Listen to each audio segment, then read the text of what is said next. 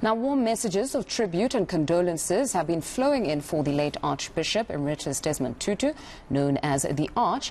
Tutu passed away this morning at his home in Cape Town. Our reporter Govan Whittles joins us live now. Good afternoon, Govan. There have been tributes pouring in from different sectors of society. Let's begin with Reverend Frank Chikane. What did he have to say about the Arch?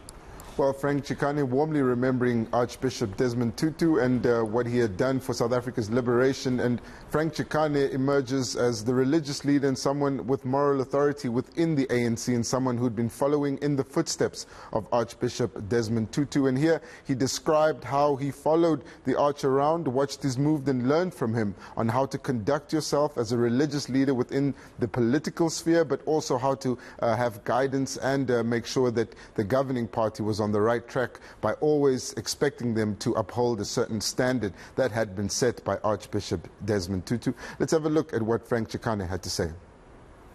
I think we have lost a great prophet amongst us, but you know, at 90, Archbishop Desmond Tutu had played his role, could not do more. And that he did, no one will forget those who lived during his time. And I just want to say that we thank God for his life. I think he's worth celebrating. So I call on the nation not just to mourn, but to celebrate his life and his prophetic ministry and for standing for the truth in this country during the apartheid days and even now in a democracy. Not mix his words. He stood for the truth at all times.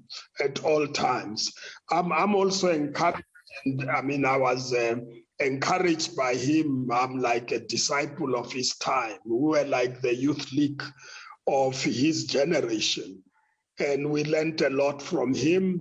And he was there when we needed him. When I was General Secretary of the Council of Churches, I could call on him anytime. He'll drop everything for the people, especially during the massacres in Sebokeng, in Alexandra, and various other places in the country.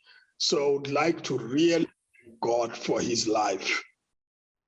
No, most certainly a life worth celebrating. Govan, let's just touch further now on the Arch's legacy where the TRC is concerned that we've all been talking about. One of the former commissioners, or was it Commissioner Mary Burton at the TRC, describing how the Arch approached the TRC, and a small analogy around him adorning his purple robe and the conversations that were happening behind the scenes ahead of him appearing at the TRC sittings and how that would be perceived. And Mary Burton stating that the Arch was very aware of what the people wanted him to do and what the expectation was from the people and not necessarily only from the political parties or the organizers of the TRC. And she says it would be best for, in his memory, South Africa to pursue the work that was left undone at the TRC and, in his memory, strive for justice and not only reconciliation. Let's have a look at what she had to say. Truth commissions everywhere in the world are of themselves imperfect processes.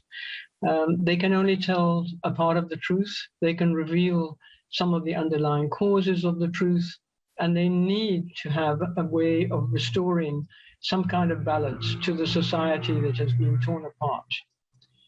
South Africa's TRC did some things very well, and I think we can be very proud of the records that are left, the history that is left for coming generations.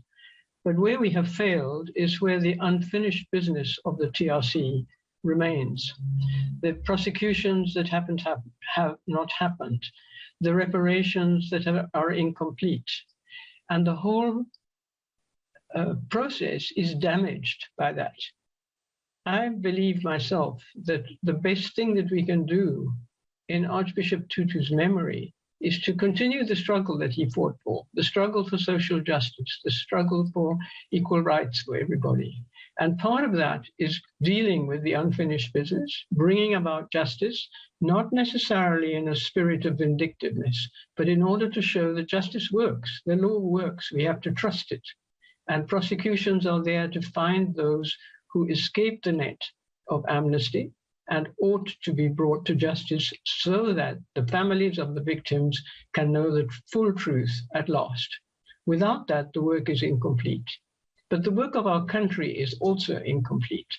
The justice that Bishop Tutu was referring to even as long ago before he was an archbishop, the need for equality and justice and equal opportunities for all South Africans, that's the task that he has left to the rest of us.